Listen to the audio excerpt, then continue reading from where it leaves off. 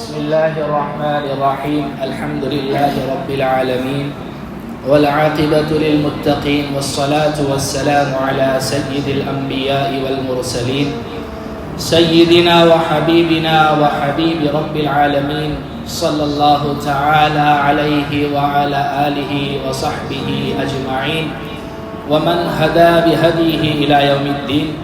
أما بعد فأعوذ بالله من الشيطان الرجيم. بسم الله الرحمن الرحيم. وتلك الجنة التي أورثتموها بما كنتم تعملون. آمنت بالله صدق الله مولانا العلي العظيم وصدق رسوله النبي الأمي الكريم ونحن على ذلك لمن الشاهدين والشاكرين والحمد لله رب العالمين. درود شریف پڑھ لیں.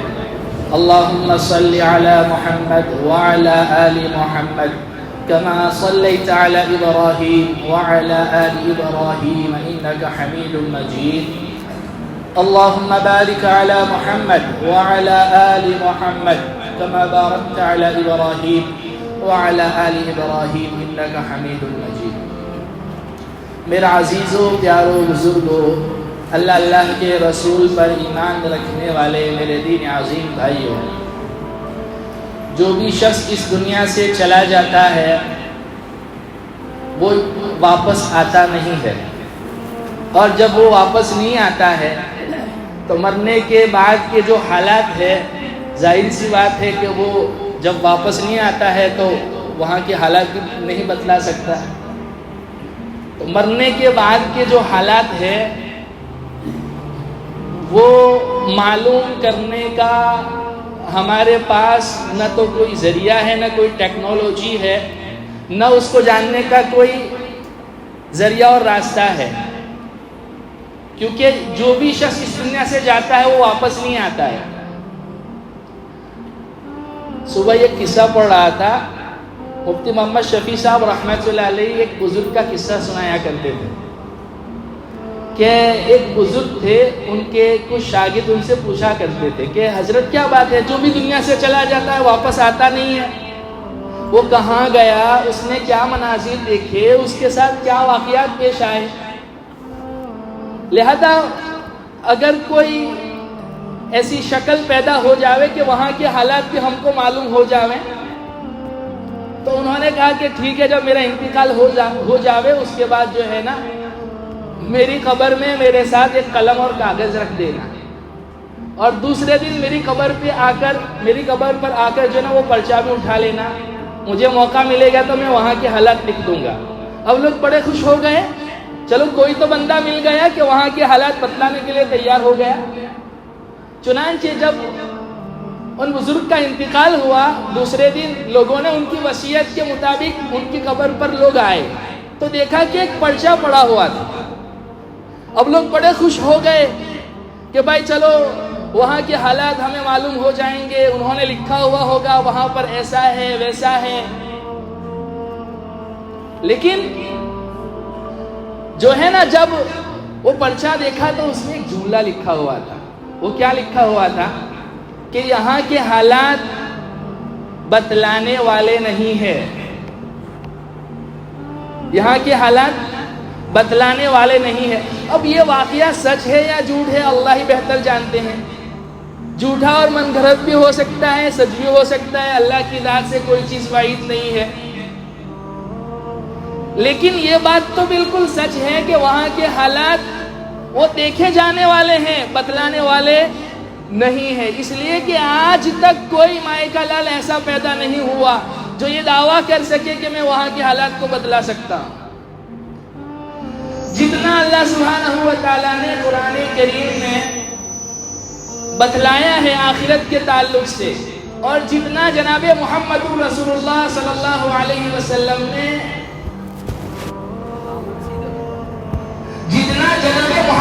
رسول اللہ صلی اللہ علیہ وسلم نے احادیث میں بتلایا ہے، جو ہے اس سے زیادہ وہاں کے حالات ہمیں معلوم نہیں ہو سکتے. سیدنا مغیرہ ابن شعبہ رضی اللہ عنہ راوی ہے، فرماتے ہیں کہ اللہ سبحانہ و تعالیٰ سے حضرت موسیٰ علیہ السلام نے پوچھا کہ اے باری تبارک و تعالیٰ، آپ جانتے ہیں کہ موسیٰ علیہ السلام کلیم اللہ تعالیٰ سے باتیں کیا کرتے تھے، تو پوچھا کہ اے باری تبارک و تعالیٰ، جنت میں ادنا جنتی کون ہوگا، جس کا درجہ سب سے کم ہو، سب سے کم گریڈ والا جنتی کون ہوگا؟ تو اللہ سبحانہ و تعالیٰ نے ارشاد فرمایا کہ سب جنت والے جنت میں چلے جائیں گے، جہنم والے جہنم میں چلے جائیں گے، ایک آدمی رہ گیا ہوگا جو جنت کے ادھر کسی جگہ بیٹھا ہوا ہوگا۔ تو اللہ سبحانہ و تعالیٰ سے اس سے گفتگو فرمائیں گے اور کہیں گے کہ تو دنیا میں رہ کے آیا ہے، دنیا میں بہت سارے بادشاہ گزرے ہیں، ان بادشاہوں میں سے 4 بادشاہوں کا نام گنوا دے جو تجھے یاد ہو، اور ان کو کتنی سلطنت میں نے دے رکھی تھی وہ بھی گنوا دے، اس کا رقبہ۔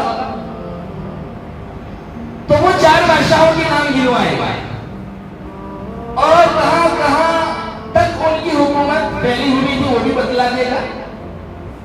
اس کے بعد اللہ سبحانہ و تعالیٰ اس سے کہیں کہ ٹھیک ہے 4 بادشاہ کے نام بھی گنوا دیے، ان کا کتنا رقبہ ہوگا، ان کی سلطنت کا وہ بھی بتلا دیا، اور ذرا یہ بھی بتلا دے کہ انہیں کیا کیا نعمتیں میں نے دے رکھی تھی۔ تو وہ ہر نعمت انہیں گنوانا شروع کر دے گا کہ فلانے بادشاہ کو یہ نعمت دی گئی تھی، فلانے بادشاہ کو یہ نعمت دی گئی تھی، فلانے بادشاہ کو یہ نعمت دی گئی تھی۔ تو اس کے بعد اللہ سبحانہ و تعالیٰ اس سے کہیں گے کہ جن 4 بادشاہوں کا انہیں تذکرہ کیا اور ان کو جو بھی سلطنت ہم نے دنیا میں دی تھی اس کا 10 گنا ہم تمہیں عطا کر رہے ہیں، اور انہیں جو نعمتیں دی گئی تھی اس سے 10 گنا نعمتیں ہم تمہیں دے رہے ہیں، کیا اس بات پر راضی ہو، خوش ہو؟ تو وہ کہے گا کہ ہاں اللہ تبارک و تعالیٰ جو ہے میں اس پر راضی ہوں۔ ایک حدیث میں تو خود آپ علیہ السلام نے جو ہے جو آخری جنت میں جائے گا اس کا تذکرہ کیا کہ جہنم والے جہنم میں چلے جائیں گے، جنت والے جنت میں چلے جائیں گے۔ ایک بندہ ہوگا جو جہنم میں جھلس رہا ہوگا آگے، وہ اللہ سبحانہ و تعالیٰ سے درخواست کرے گا اے باری تبارک و تعالیٰ، اس جہنم نے تو مجھے جلسا کے رکھ دیا، مجھ پر تھوڑا سا کرم ہو جائے، تھوڑی دیر کے لیے مجھے باہر نکال دیا۔ تو اللہ سبحانہ و تعالیٰ اسے کہے گا اچھا ٹھیک ہے تھوڑی دیر کے لیے باہر نکال دیں، آگے کچھ مطالبہ تو نہیں کرو گے؟ وہ کہے گا یا اللہ پکا وعدہ کرتا ہوں آگے اور کچھ نہیں مانگوں گا۔ اللہ سبحانہ و تعالیٰ تھوڑی دیر بعد اس کو باہر نکالیں گے۔ جب وہ باہر آ جائے گا تھوڑے سے اس کے ہوش و حواس ٹھکانے پر آئیں گے، پھر اللہ سے کہے گا اللہ باہر کو نکال دیا، تھوڑی سی جہنم قریب میں ہے، اس کی تپش کہ آج جب بڑی سخت لگی ہوئی ہو تو تھوڑا قریب میں بیٹھنے والا آدمی بھی اس کی گرمی محسوس کیا کرتا ہے۔ دنیا میں بھی ہم تجربہ کرتے ہیں، مشاہدہ کرتے ہیں، اور جہنم کی آگ کا تو اندازہ ہی کیا۔ تو پھر اللہ سے کہے گا اے باری تبارک و تعالیٰ ایسا ہو جاوے کہ تھوڑا سا اور دور کر دے تاکہ جہنم کی تپش جو ہے نا اس کی گرمی محسوس نہ ہو۔ اللہ سبحانہ و تعالیٰ کہیں گے تھوڑی دیر پہلے تم نے پرومس کیا تھا، وعدہ کیا تھا، اپنی پرومس کو توڑ رہا ہے، وعدے کو توڑ رہا ہے۔ وہ کہے گا باری تبارک و تعالیٰ بس تھوڑا سا دور کر دے، آگے کچھ نہیں مانگوں گا۔ تو اللہ سبحانہ و تعالیٰ اسے تھوڑا سا اور دور کر دیں گے۔ اب جب تھوڑا سا دور اور ہو جائے گا جہنم سے تو جنت چھوٹے خلیفہ ہوگی، جنت نظر آنے لگے گی۔ اب اس کے دل میں خواہش آئے گی، اللہ سے کہے کہ باری تبارک و تعالیٰ جو ہے جنت تمہیں بنائی ہوئی ہے، اتنی عظیم عظیم نعمتیں نظر آ رہی ہے، تھوڑی سی کرم فرمائی اور کر دے کہ جنت کی ایک جھلک دیکھ کر آ جائے۔ اللہ سبحانہ و تعالیٰ اس سے کہیں گے ابھی تھوڑی دیر پہلے تم نے وعدہ کیا تھا، پھر اپنا وعدہ توڑ رہا ہے۔ وہ کہے گا اللہ جنت کا مطالعہ نہیں کروں گا، بس میرا جی چاہتا ہے کہ میں جنت کی سیر کر کے آ جاؤں کہ تم نے اپنے نیک بندوں کے لیے کیسی کیسی نعمتیں تیار کر رکھی ہے۔ اللہ سبحانہ و تعالیٰ اس کو پرمیشن دے دیں گے۔ جنت کو جب دیکھ کر آئے گا نا تو پھر اللہ سے کہے گا اے باری تبارک و تعالیٰ آپ نے کرم فرمایا، جہنم سے نکال دیا، جہنم کی تپش سے دور کر دیا، جنت کی سیر کرنے کی اجازت دے دی، اپنے فضل سے جنت بھی دے دے۔ تو اللہ سبحانہ و تعالیٰ فرمائیں گے مسکرا کر کہ ہمیں تو معلوم ہی تھا کہ تو اپنی پرومس توڑنے والا ہے۔ اللہ سبحانہ و تعالیٰ اس کو کہیں گے کہ ہم تجھے پورے کرۂ ارض پوری دنیا جتنے رقبے میں پھیلی ہوئی ہے اتنی بڑی جنت تجھے دیتے ہیں. تو وہ اللہ سبحانہ و تعالیٰ سے کہے گا بارے تبارک و تعالیٰ آپ تو ارحم الراحمین ہیں، کیا آپ ہم سے مذاق کرتے ہیں؟ بھلا خالق بھی اپنے بندے سے مذاق کر سکتا ہے؟ تو اللہ سبحانہ و تعالیٰ کہیں گے ہاں واقعی ہم نے تجھے اتنی بڑی جنت دے دی، لیکن دنیا میں بیٹھے ہوئے ہمارے ذہن میں اشکال آتا ہے کہ اتنی بڑی زمین اگر مل بھی گئی تو اتنی بڑی زمین کا کرے گا کیا؟ انسان کو رہنے کے لیے کتنا مکان چاہیے؟ لیکن دراصل اس عالم کی کسی بھی نعمت کو یہاں دنیا میں بیٹھے ہوئے تصور کیا ہی نہیں جا سکتا. اسی لیے وہ جو روایت بیان کی سیدنا موسیٰ علیہ السلام والی کہ جب ادنا جنتی کو، کم گریڈ والے جنتی کو اللہ سبحانہ و تعالیٰ جو ہے اتنی بڑی جنت عطا فرمائیں گے، 4 بادشاہوں کی سلطنت کا رقبہ اس سے 10 گنا اللہ عطا فرمائیں گے، تو اللہ سبحانہ و تعالیٰ سے موسیٰ علیہ السلام نے پوچھا یا باری تعالیٰ ادنا جنتی کو، کم گریڈ والے جنتی کو آپ اتنی بڑی جنت دے رہے ہیں، اتنا بڑا رقبہ دے رہے ہیں، اتنی ساری نعمتیں دے رہے ہیں، تو وہ تیرے نیک بندے جو ٹاپ گریڈ پر ہوں گے، ٹاپ کوالٹی میں ہوں گے، ان کا کیا حال ہوگا؟ تو اللہ سبحانہ و تعالیٰ ارشاد فرمائیں کہ میں نے اپنے نیک بندوں کے لیے ایسی نعمتیں جو کسی نے دیکھی نہیں، نہ کسی آنکھ نے دیکھی، نہ کسی کان نے سنی، نہ کسی انسان کے دل پر اس کا گزر ہوا، اور وہ پیٹی پیک ان یوز، کسی نے یوز نہیں کیا اس کو جو ہے نا مہر سے بند کر کے رکھا ہے ہم نے اپنے خزانوں میں نیک صالح متقی پرہیزگار بندوں کے لیے. تو یہ جو دوسری روایت پڑھی گئی اس کو کہا جاتا ہے حدیث مسلسل فی الدحک، کہ آپ علیہ السلام نے جب یہ روایت بیان کی تو آپ ہنس رہے تھے، صحابہ بھی ہنس رہے تھے.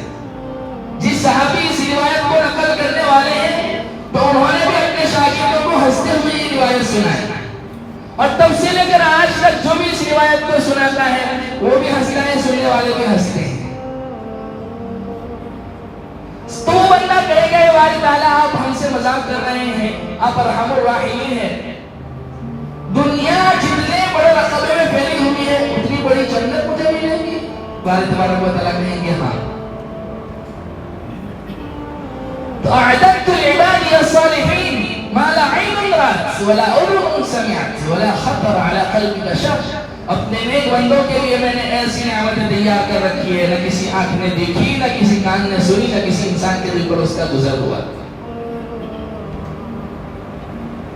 دنیا کی مثال آخرت کے عالم کے مقابلے میں ایسی ہے جیسے ماں کے پیٹ کا بچہ جب ماں کے پیٹ میں ہوتا ہے تو اس کو یہی لگتا ہے کہ ماں کا پیٹ ہی سب سے بڑا عالم ہے، باہر تو کچھ ہے ہی نہیں. لیکن جب ماں کے پیٹ سے باہر نکلتا ہے تو اس نے آنکھیں پھٹی رہ جاتی ہے کہ یہاں تو کتنے بڑے جہان ہیں، اتنی بڑی بڑی نعمتیں ہیں. ایسے ہی عالم آخرت ہے.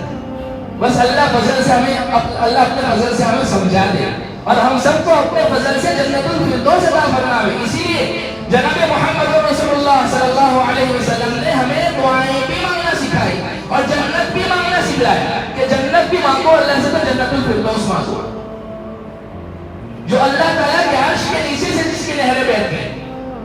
تو جنت کو جب بیان کیا جاتا ہے تو ہم یہ سمجھتے ہیں کہ تو طلسمات کی باتیں ہیں، پتہ نہیں ہے کیسی کیسی نعمتیں ہیں، لیکن دراصل اگر ڈاکٹر عبدالحی صاحب عارفی رحمۃ اللہ علیہ فرمایا کرتے تھے کہ جنت کو اللہ نے مومنوں ہی کے لیے بنائی ہے، بشرطے کہ تم اللہ پر ایمان رکھو اور یقین رکھو کہ تمہارے لیے بنائی گئی ہے، کسی اور کے لیے نہیں ہے. جو بندے اللہ پر ایمان رکھتے ہیں اللہ نے انہیں کے لیے جو ہے یہ نعمت رکھی ہے. سیدنا ابو ہریرہ رضی اللہ عنہ کے شاگرد ہے سعید بن المسیب رحمۃ اللہ علیہ، بہت مشہور تابعین میں ان کا شمار ہوتا ہے، بڑے اللہ والوں میں ان کا شمار ہوتا ہے، آپ نے نام سنا ہوگا بارہ.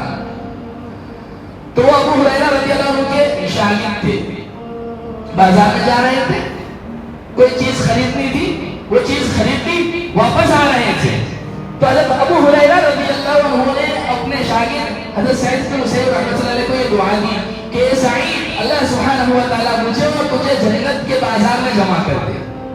صحابہ کی شان تو دیکھیں، دنیا کے بازار میں خریداری کر رہے ہیں، سودا کر رہے ہیں، اور جیسے ہی موقع ملا آخرت سے مشابہت کا، چونکہ آخرت میں بھی بازار ہوگا، جنت میں بھی بازار ہوگا، تو فوراً جو ہے نا اپنے شاگرد کا ذہن وہاں پر لے کے چلے گئے کہ دنیا میں مشغول غافل نہ ہو جائے، مست ہو کر پیوست ہو کر جو ہے آخرت سے غافل نہ ہو جائے، بھول نہ جائے، اللہ سے ملاقات کو بھول نہ جائے، ہر وقت ہر آن ہر لمحہ آخرت کی فکر۔ پھر انہوں نے پوری تفصیل کے ساتھ وہ روایت پیش کی جو انہوں نے آپ علیہ السلام سے سنی تھی کہ جب جنت والے جنت میں چلے جائیں گے اور اپنے اپنی نعمتوں میں مست ہوں گے، کہیں جانے کا انہیں خیال نہیں آئے گا، تو ایک آواز آئے گی کہ اب اپنے ٹھکانوں سے باہر نکلو، اور ایک بازار کی طرف جانے کو ان کو کہا جائے گا۔ سیدنا حسین رحمۃ اللہ علیہ فرماتے ہیں کہ میں نے اپنے استاد سیدنا ابو ہریرہ سے پوچھا کہ استاد جی ذرا یہ تو بتلائیے جنت میں بھی بازار ہوگا؟ اس لیے کہ ہم نے تو سنا ہے جنت میں تو ساری چیزیں مفت ملیں گی، اور بازار میں تو ڈیل ہوتی ہے نا، خرید و فروخت ہوتی ہے۔ تو کہا نہیں، جنت میں ساری چیزیں مفت ملیں گی۔ تو جنتی جو ہے نا وہاں سے گزرے گی، انہیں جو نعمت اچھی لگے گی، جس کو جو نعمت اچھی لگے گی وہ اس نعمت کو لے لے گا۔ اس کے بعد اللہ سبحانہ و تعالی کہیں گے کہ دنیا میں تم بتائیں جمعہ کی نماز کے لیے جمع ہوا کرتے تھے، آج دنیا کے اس اجتماع کے بدلے ہم تمہیں جنت کا اجتماع نصیب کرتے ہیں، اور اللہ سبحانہ و تعالیٰ کا دربار لگے گا، اور پہلے سے کرسیاں رکھی ہوئی ہوگی، کسی کی کرسی جواہر کی ہوگی، کسی کی موتی کی ہوگی، کسی کی گولڈ کی ہوگی، کسی کی سلور کی ہوگی، اور جو کم رتبے والے ہوں گے ان کے لیے ان کرسیوں کے لیے مشک اور زعفران کے دیے لگے ہوئے ہوں گے۔ اور سب سے بڑی بات پتہ ہے کیا ہوگی؟ کہ جس انسان کے پاس، جس جنتی کے پاس جو بھی کرسی ہوگی وہ اپنی کرسی پر خوش ہوگا، دوسرے کی نعمت دیکھ کر اس کے دل میں تکلیف نہیں آئے گی۔ یہاں تو دنیا میں ہمارے پاس اگر ارٹیگا ہو تو ہم دیکھتے ہی نوآ والے کو دیکھ کر لالچ اور لا کرتے کہ ہمارے پاس بھی رشتہ آ جائے، ہمارے پاس بھی بلانی بڑی گاڑی آ جائے، لیکن جنت میں یہ نہیں ہوگا۔ یہ سب سے بڑی خوبی ہے جنت میں، ہر شخص اس کو ملی ہوئی نعمت پر خوش ہوگا۔ اور پھر اس کے بعد اللہ سبحانہ و تعالی حضرت اسرافیل علیہ السلام کے ذریعے جو ہے نا اپنا کلام اور نغمہ سنائیں گے۔ وہ نغمہ ایسا ہوگا کہ دنیا کی ساری موسیقیاں اور سارے میوزک اس کے سامنے فیل ہیں۔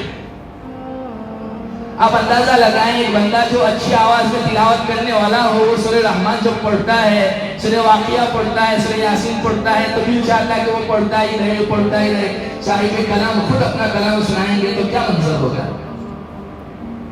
اس کے بعد جو ہے ایک ہوا چلے گی، اس کے بعد جو ہے آسمان میں گھٹائیں چھائے گی، بادل چھا جائیں گے، اور وہاں پر مشک اور زعفران کی جو ہے نا خوشبو چھڑکی جائے گی، بارش ہوگی اس کے اوپر۔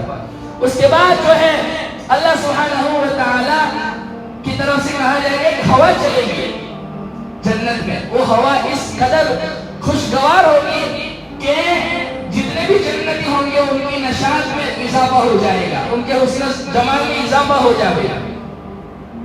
اس کے بعد اللہ سبحانہ و تعالیٰ بندوں سے کہیں گے، یاد ہے میں نے اپنے کلام میں تم سے کہا تھا کہ میرے بندے بن کر آ جاؤ، میرے احکامات پر چلو، میرے نبی کے طریقوں پر چلو، میں تمہیں ایسی ایسی جنت دوں گا، جنت میں ایسی شہد پلاؤں گا، ایسی شراب پلاؤں گا۔ شراب بھی اللہ پلائے گا۔ یہ لمبی چوڑی حدیث ہے، مختصر کر رہا ہوں اس کو، ساری یہ ایسی ایسی نعمتیں دوں گا۔ تو وہ کہیں گے ہاں بارک والا آپ نے سب کچھ دے دیا۔ اس کے بعد وہ کہیں گے اور کچھ بچا ہے؟ اس وقت بھی علماء کام آئیں گے، اس لیے علماء کا دامن ہمیشہ پکڑے رہنا چاہیے۔ لوگ اپنے علماء کے پاس جائیں گے اور کہیں گے اب اور کیا نعمت باقی ہے؟ تو وہ کہیں گے ایک چیز باقی رہ گئی جو سب سے بڑی نعمت ہے، اور وہ کیا ہے؟ وہ ہے اللہ سبحانہ و تعالیٰ کا دیدار۔ اسی لیے مجرموں کے لیے، غیروں کے لیے سب سے بڑی سزا اللہ سبحانہ و تعالیٰ نے سورہ مطففین نے جو بیان فرمائی وہ یہ بیان فرمائی، کلا انہم عن ربہم یومئذ لمحجوبون، کہ مجرموں کے لیے سب سے بڑی سزا یہ ہوگی کہ آخرت میں اللہ ان کو اپنا دیدار نہیں کروائے گا۔ اس لیے دنیا میں ہمیں سب سے بڑی نعمت جو ملی ہے وہ نعمت ایمان ہے، نعمت اسلام ہے۔ آخرت کی سب سے بڑی نعمت اللہ سبحانہ و تعالیٰ کا دیدار ہے۔ اللہ کا دیدار کرنے کے بعد جب وہ واپس لوٹیں گے ان کے حسن جمال میں ایسا اضافہ ہوگا، ایسا اضافہ ہوگا کہ ان کی بیویاں، ان کی ہوریں ان سے کہیں گے کیا بات ہے، تم تو آج بڑے حسین و جمیل خوبصورت نظر آ رہے ہو، تمہارے حسن جمال میں اضافہ ہو گیا ہے۔ وہ خود اپنی بیویوں سے، اپنی ہوروں سے کہیں گے ہم تمہیں جن حالت میں چھوڑ کے گئے تھے اس سے بہترین حالت میں ہم تمہیں پا رہے ہیں۔ اللہ کے نبی نے ارشاد فرمایا وہ جو ہوا چلائی تھی اللہ سبحانہ و تعالیٰ نے، اس کی وجہ سے دونوں کے حسن و جمال میں اضافہ ہو جائے گا۔ جنت چاہیے کہ نہیں چاہیے؟ تو اس کے لیے کچھ کام ہے، کچھ کانٹوں کی بار اللہ نے لگائی ہے۔ اس حدیث میں فرمایا ان الجنہ حفت بالمکارہ وحجبت النار بالشہوات، کہ جنت کو اللہ نے ناپسندیدہ چیزوں سے ڈھانپا ہے اور جہنم کو خواہشات سے اللہ سبحانہ و تعالیٰ نے ڈھانپا ہے. کہ بارش ہو رہی ہے، سردی کا موسم ہے، نماز پڑھنے کو جی نہیں چاہتا ہے، پھر بھی جو ہے نا نماز پڑھ رہے ہیں، کیونکہ اللہ کا آرڈر ہے، اللہ کا حکم ہے. اللہ نے کہا ہے غیر محرم کو نہیں دیکھنا ہے، دل تو چاہ رہا ہے، خوبصورت تصویر سامنے ہے، لیکن اللہ کا آرڈر ہے نہیں دیکھنا ہے، نہیں دیکھنا ہے. اللہ انہوں کو جنت دیں گے. تو اس لیے کچھ تھوڑی سی کانٹوں کی بار اللہ سبحانہ و تعالیٰ نے رکھ دیا، اور یہ ایسی بھی نہیں ہے کہ جو مشکل ہے. اللہ آسانیاں ان کے لیے مقدر فرما دیتے ہیں جو آسانیاں چاہتے ہوں، جو آسانیاں ہی نہ چاہتے ہوں ان کے لیے سب چیزیں مشکل ہے. صحابہ کے لیے میدان لڑائی میں، میدان جہاد میں، میدان جنگ میں جان دینا آسان ہو گیا تھا. کیوں؟ کیونکہ انہوں نے جنت کے تذکرے اتنے سنے تھے، اللہ تعالیٰ کی نعمتوں پر کامل یقین تھا ان کو. سمجھے کہ نہیں؟ ماں اپنے بچے کی خاطر ہر تکلیف برداشت کر لیتی ہے. اسے یوں کہا جاوے کہ تو اس بچے کی کیوں تکلیف برداشت کرتی ہے، مر جاوے، اس کا انتقال ہو جائے تاکہ یہ ساری جھنجھٹ ہی باقی نہ رہے. وہ کیا کہتی ہے؟ اس سے 1 گنا زیادہ تکلیفیں برداشت کر سکتے ہو، لیکن میرے بچے کا بال بھی بیکار نہ ہو. بس ہمیں یقین ہو جائے اللہ کے احکام، اللہ سے جب محبت ہو جائے گی، اللہ سے عشق ہو جائے گا، اللہ سے ملاقات کا شوق پیدا ہو جائے گا، تو پھر کسی کا تانا بھی کام نہیں آئے گا. کوئی تانا جتنا بھی دے گا وہ جو ہے اپنا کام کرتا رہے گا. اس لیے دنیا کی مشغولیوں سے نکل کر تھوڑی دیر کے لیے ہم آخرت کا تصور کریں. ہم یہ تصور کریں کہ ہمارا انتقال ہو گیا ہے، ہم قبر میں جا رہے ہیں، اللہ سے ملاقات ہونی ہے، منکر نکیر کے سوالات ہونا ہے، میدان محشر قائم ہونا ہے، جنت ہے، جہنم ہے. جیسے اپنے بزنس کے لیے جو ہے پلاننگ کرتے ہیں، ویسے آخرت کے لیے بھی پلاننگ کریں گے انشاءاللہ تعالی. اللہ سبحانہ و تعالی ہم تمام کو اپنے فضل سے جنت الفردوس نصیب فرمائے. کہیں سنی جانے والی باتوں پر عمل کرنے